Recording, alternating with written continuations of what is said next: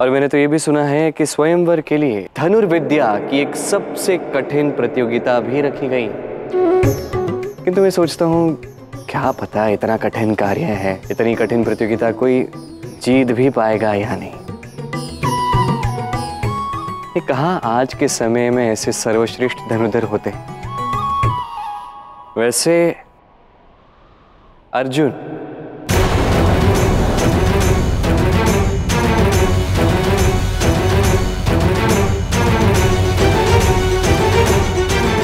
का नाम ले रहे थे सब वहां पे, कह रहे थे कि अर्जुन जो है सर्वश्रेष्ठ धनुर्धर है, यदि वो वहां होता तो अवश्य विजयी होता। तुम्हें पता है अर्जुन?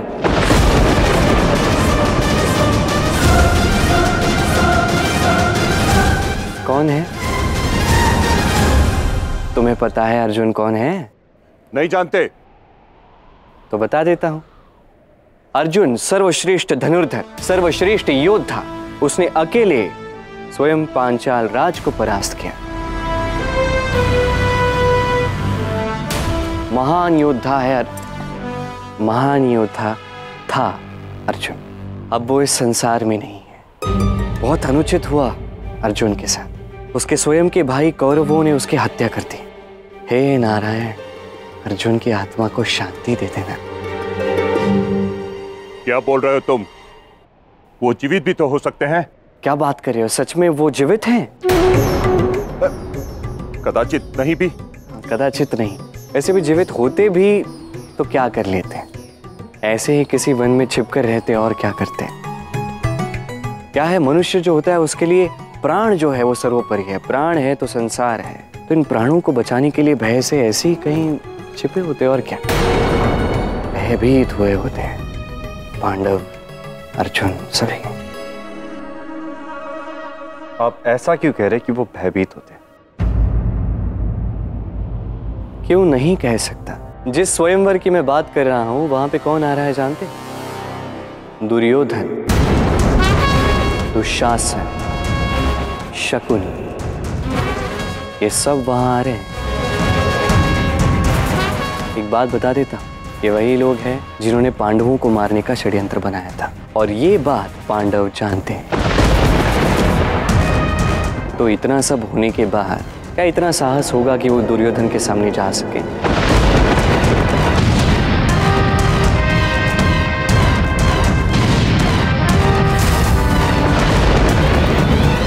क्या उनका सामना कर पाएंगे? मुझे तो नहीं लगता। इसलिए कहीं भयभीत होकर बैठे होंगे। यदि वो सब जीवित भी होंगे तो ऐसे कौरव भाइयों के सामने तो नहीं आएंगे। भयभीत होंगे वो प्राणों के लिए। आप बार बार क्यों कह रहे कि वो भयभीत होंगे? यदि भयभीत नहीं है तो अब तक सामने क्यों नहीं? तुम जानते हो सभी उत्साहित थे, कह रहे थे यदि अर्जुन होता तो मनोरंजन का एक विशेष आनंद आता। पर क्या करें, या तो वो मर चुका है या तो वो भयभीत है। और योद्धा के विषय में एक बात अत्यंत महत्वपूर्ण है। जब एक योद्धा भय में रहने लगता है तो इस संसार में रहने योग्य नहीं रहता। संसार में उसका कोई स्थान ही नहीं है। बस बहुत हो गई तुम्हारी व्यर्थ की बातें माधव, अब जाओ यहां से। हाँ हाँ जा रहा हूँ, दो बातें कर लेता हूँ तुम्हारे भाई से। अंगरक्षक बन के आ जाते हो, अभी भी मार्ग में खड़े हो पर्वत बन के। कोई बात नहीं, ये निसर्ग सुंदर है, अद्भुत है, यहाँ से चला जाऊंगा। ये सब तो चलता रहेगा, किंतु बेचारा अर्जुन, बेचारे पांडव, उचित नहीं हुआ। मार्ग है ये धर्म का, कृष्ण के सुकर्म का, हार जीत पुण्य पाप, मोह त्याग भय विलाप, सर्वनाश हो अधर्म का। कान्हा ने कह तो दिया है कि उसके स्थान पर महाभोज में मुख्य अतिथि बनकर मैं चला जाऊं,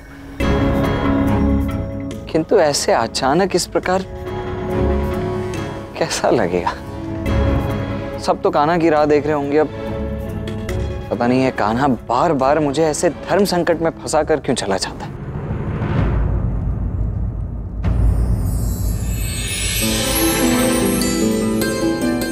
अरे पांचाली, आप यहाँ? जी, महाभोज सज्जे है, इसलिए मैं आपको और हमारे मुख्य अतिथि श्री कृष्ण को बुलाने के लिए आई हूँ। श्री कृष्ण कहाँ है? वो तो यहाँ नहीं है, वो तो पांचाल में किसी से मिलने गया है। पांचाल में किसी से मिलने गए? किससे मिलने गए? पांचाल में इतना महत्वपूर्ण कौन है जिसके लिए उन्होंने हमारे महाभोज के आमंत्रण को विसरा दिया? अब ये तो मुझे ज्ञात नहीं है, किंतु हाँ, वो ये कहकर अवश्य गया है कि उसके स्थान पर आज महाभोज का मुख्य अतिथि मैं बन जाऊं और उसके स्थान पर वहां उपस्थित रहूं।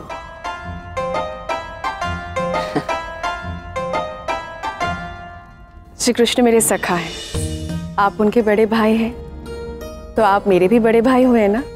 यदि आप हमारे महाभोज के मुख्य अतिथि बनेंगे तो मुझे बहुत अच्छा लगेगा, परंतु सखा कृष्ण को तो मैं नहीं छोड़ूंगी। आइए, सब प्रतीक्षा कर रहे हैं।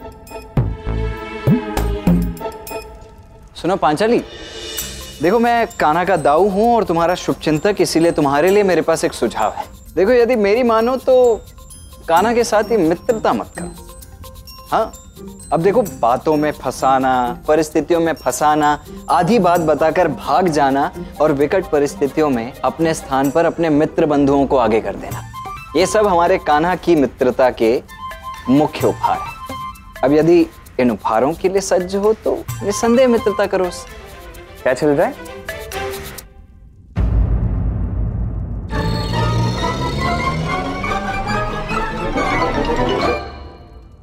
मुझे ऐसा क्यों प्रतीत हो रहा है दाऊ, मेरे विरुद्ध आप द्रौपदी को भड़का रहे थे?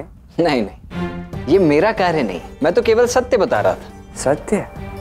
वैसे तुम तो महाभोज में आने वाले नहीं थे, समझे?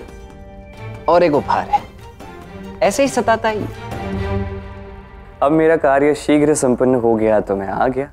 वैसे भी कोई मुझे स्मरण कर रहा था।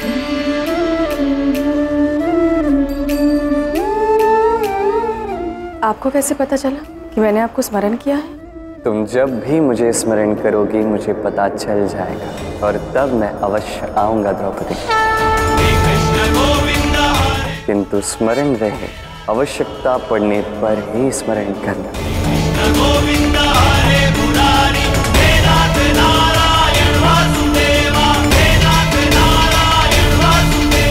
ठीक है, परंतु पहले ये तो बताइए कि आप चले कहाँ गए थे? हमें तो लगा था कि आप हमारे लिए यहाँ आए हैं और हमने आपके लिए महाभोज का प्रबंध भी किया है, किंतु आप है कि किसी महत्वपूर्ण काम से चले गए थे। किसी महत्वपूर्ण काम से तो मैं गया था। वैसे बताना तो नहीं चाहिए, किंतु तुम्हारा ही काम करने गया था। मेरा काम? और प्रश्न है मन में? कुछ समय के लिए भी छोड़ दो। हाँ, परंतु उत्सुकता मुझे अत्यंत भाती है, उसे उसी प्रकार रखते हैं।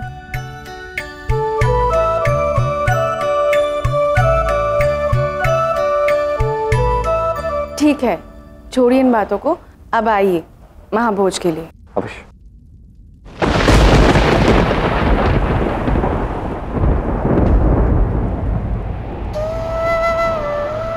क्या हुआ? कुछ नहीं, तुम दाऊ को लेकर आगे जाओ, मैं कुछ ही क्षणों में आता हूं। शीघ्र आइएगा। अवश्य।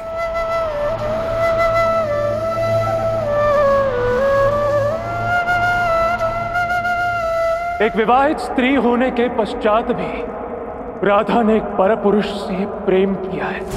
ये पाप है, अपराध है, और इस अपराध का दंड मैं राधा को दूंगा। किंतु ये दंड मैं बरसाना के मुखिया के रूप में नहीं, राधा के पति के रूप में दूंगा। इस समय हम सब मर्यादा पुरुषोत्तम भगवान राम के मंदिर में, और राधा के लिए मेरा दंड भी यही है कि वो आज से भगवान राम की सेवा करेगी।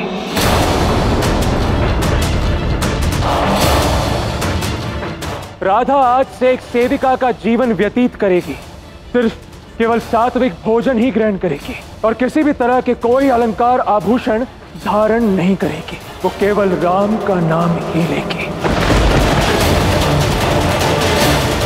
और तब तक राम का नाम लेगी जब तक वो कृष्ण का नाम सदा सदा के लिए भूल नहीं जाती। मेरी भगवान राम से यही इच्छा है कि वो मेरी पत्नी राधा पर कृपा करे, उसके अपवित्र मन को पवित्र करे, उसके मन में ये अनुचित प्रेम नहीं पावन भक्ति जागृत करे। मैं राधा को अपने घर में तो स्थान नहीं दे सकता, किंतु वो मेरी गौशाला में रह सकती है। अब से वही गौशाला राधा की मर्यादा है, उसकी लक्ष्मण रेखा है, और ये मंदिर उसका कर्म स्थान। यदि इन दोनों स्थानों के अतिरिक्त राधा कहीं भी कभी भी दिखाई दी तो उसे एक पूरा दिन बिना अन्न और जल के व्यतीत करना होगा।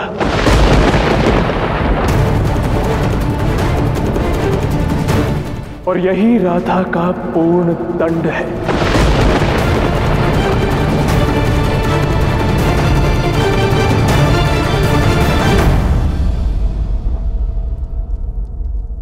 यदि ये बरसाना वासियों को उचित लगे तो मुझे ये दंड स्वीकार है।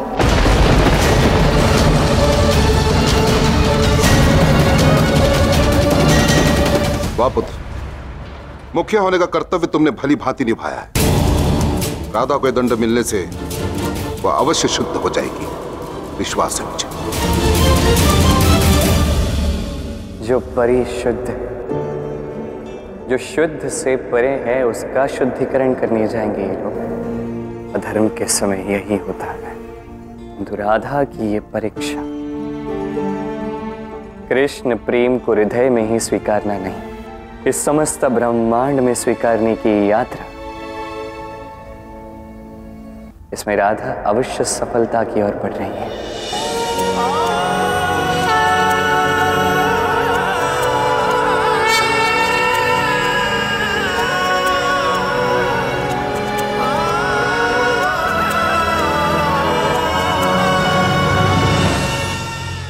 जय श्री राम। जय श्री राधे।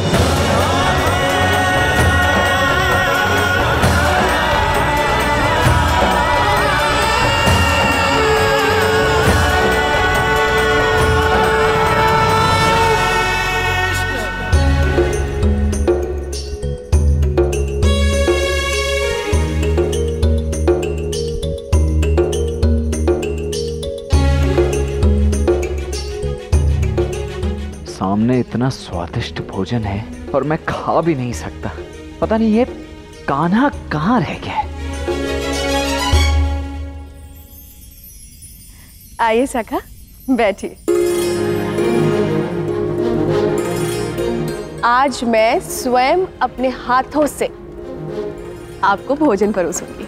अरे अरे, किंतु तुम्हें इतना कष्ट करने की क्या आवश्यकता है? ये है नहीं। रहने दीजिए, अब सखा माना है तो थोड़ी सेवा तो करनी ही होगी। आप बैठिए तो।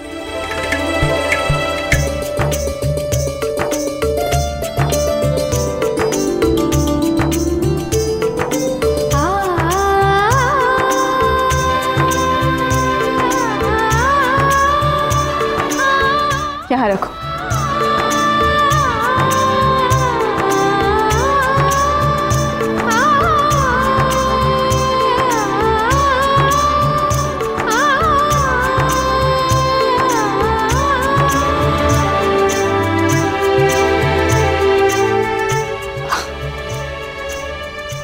बस द्रौपदी, बस ये कुछ अधिक नहीं हो गया? मैं आपको सखा समझकर प्रेम से जो भी परोस रही हूँ, आपको खाना तो होगा ही।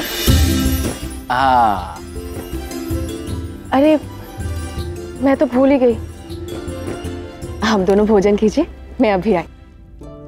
रत्नापति, कितनी प्यारी है ना ये द्रौपदी का ना। सत्य में इतनी प्यारी कन्या का वर भी एक महान वीर ही होना चाहिए। अरे हाँ, तुम जिस कार्य के लिए गए थे वो कार्य पूर्ण हुआ? आ रहे हैं ना पांडव स्वयंवर में? निस्संदेह राम, मैंने अर्जुन से कह दिया है कि यहाँ धनुर्विद्या की सबसे कठिन और सबसे भव्य प्रतियोगिता होगी। अब अर्जुन जैसा धनुर्धर इस अवसर को हाथ से कैसे जाने दे सकता है। वो आएगा, सबके साथ आएगा। ये क्या कह रहे हो तुम का? धनुर्विद्या? तुम भली भांति जानते हो कि महाराज द्रुपद मल्ल युद्ध के कितने बड़े प्रेमी हैं, और तो और वो स्वयं भी इतने महान मल्ल योद्धा हैं। फिर वो धनुर्विद्या की प्रतियोगिता भला क्यों करवाएंगे? यदि अपनी पुत्री द्रौपदी का विवाह करवाएंगे, उसमें यदि वर का चुनाव प्रतियोगिता से होगा तो वो प्रतियोगिता मल्ल युद्ध की होगी ना। और ये बात तो सारे राज्य जानते हैं और समझते भी हैं। मैं भी चाहता हूँ सब यही समझे। यदि ऐसा हुआ तभी एक व्यक्ति यहाँ आएगा जिसका यहाँ आना अत्यंत आवश्यक है। तो अभी सबको यही मानने दीजिए कि यहाँ पे मल्ल युद्ध होने वाला है। इस समय यही उचित है। क्या कहते रहते हो तुम काल? भला ऐसा कौन सा व्यक्ति है जो केवल और केवल मल्ल युद्ध के लिए यहाँ आएगा? वही जिसके अहंकार की कोई सीमा नहीं, वही जिसे हारना कभी भाता नहीं, जिसके पिता उसके पुत्र मोह में इतने अंधे हो चुके हैं कि उसकी सुरक्षा हेतु उसे मल्ल युद्ध के अतिरिक्त किसी प्रतियोगिता में भाग लेने देते ही नहीं।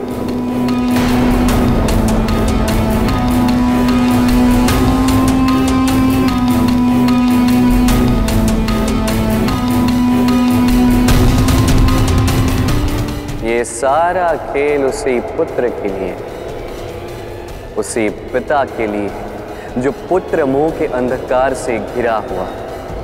ये करना अति आवश्यक है, उसे सुधारना अति आवश्यक है, क्योंकि यदि समय रहते वो नहीं संभला तो महा अनर्थ हो सकता है।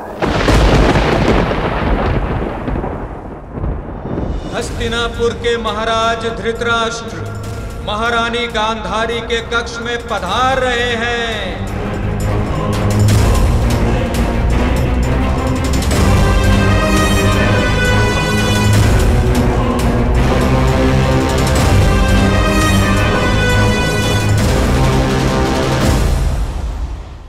प्रणाम महाराज। तुम रो क्यों रही हो गांधारी? महाराज, 2 वर्ष पहले ठीक आज ही के दिन लक्ष्य ग्रह जला था, और आज ही के दिन मुझे अपने प्रिय पांडवों की मृत्यु की सूचना मिली थी। उनकी स्मृतियां मेरे हृदय को उद्विग्न करती है। वो भी तो हमारे संतान समान थे। उनके बिना ये हस्तिनापुर बिल्कुल सूना सूना लगता है। हम उन्हें देख तो नहीं पाए, किंतु उनकी मीठी वाणी आज तक मेरे कानों में गूंजती है। गांधारी, हम विधि के विधान को कैसे बदल सकते हैं? बहना, महाराज सही कह रहे हैं। जो दुर्घटना घट चुकी है। अब उसी के बारे में विचार करने से पांडव पुनः जीवित तो नहीं होंगे ना? नहीं मामाश्री, माते का मन तो तभी ठीक होगा जब मैं उन्हें शुभ समाचार सुनाऊंगा। कैसा शुभ समाचार पुत्र? यही कि मैं शीघ्र ही विवाह करने वाला हूं। किससे पुत्र? पांचाल राज्य की राजकुमारी द्रौपदी के साथ। उसके स्वयंवर में समस्त भारतवर्ष को पराजित कर मैं उसे जीतकर आपकी बहू बनाऊंगा।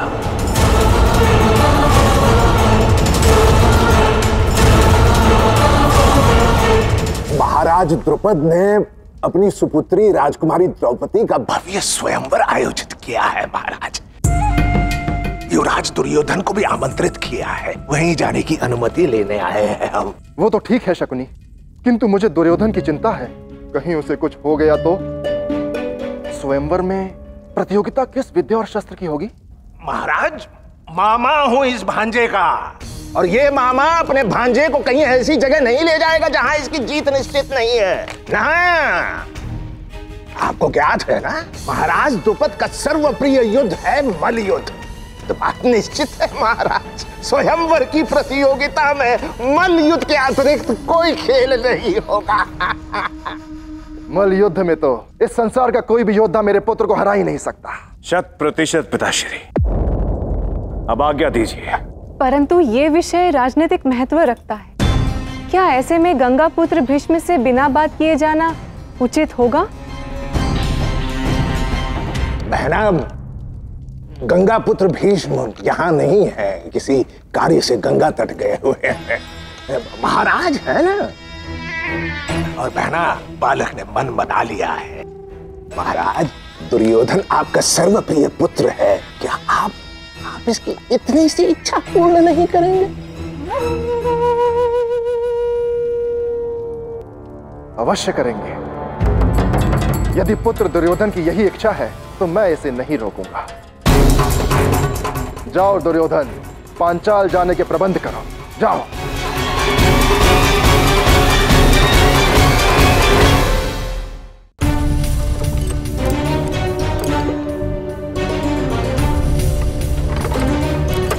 प्रणाम ब्राह्मण कुमार। प्रणाम। आप लोग हैं कौन? आज आपको भिक्षा के लिए कहीं और जाने की आवश्यकता नहीं। महाराज द्रुपद ने राजकुमारी द्रौपदी का स्वयंवर घोषित किया है और राज्य के सभी ब्राह्मणों को भिक्षा मुक्ति दी है, और हमें आदेश दिया है कि जितने भी राज्य के ब्राह्मण हैं उनके आश्रम में जाकर ससम्मान सहित उनको राजभोज दिया जाए।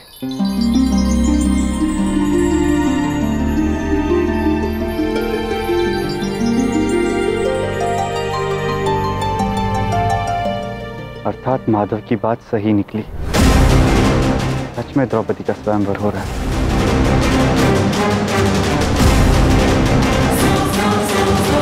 ये क्या, इतना सा भोजन?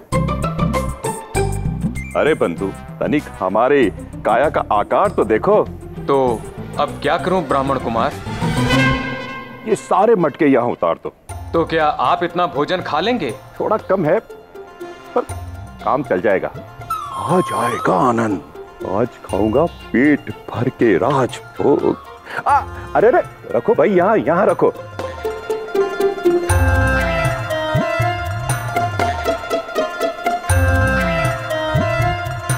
सुनिए, स्वयंवर में किस शस्त्र की प्रतियोगिता होगी? महाराज द्रुपद का प्रिय खेल मल्लयुद्ध।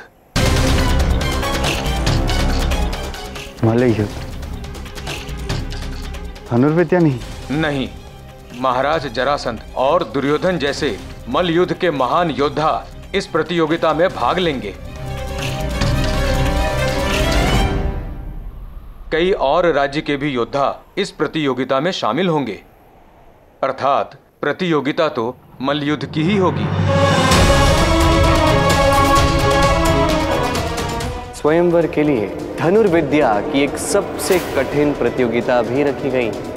माधव ने तो कहा था कि धनुर्विद्या की प्रतियोगिता होगी, परंतु यहाँ तो मल्लयुद्ध की प्रतियोगिता हो रही है।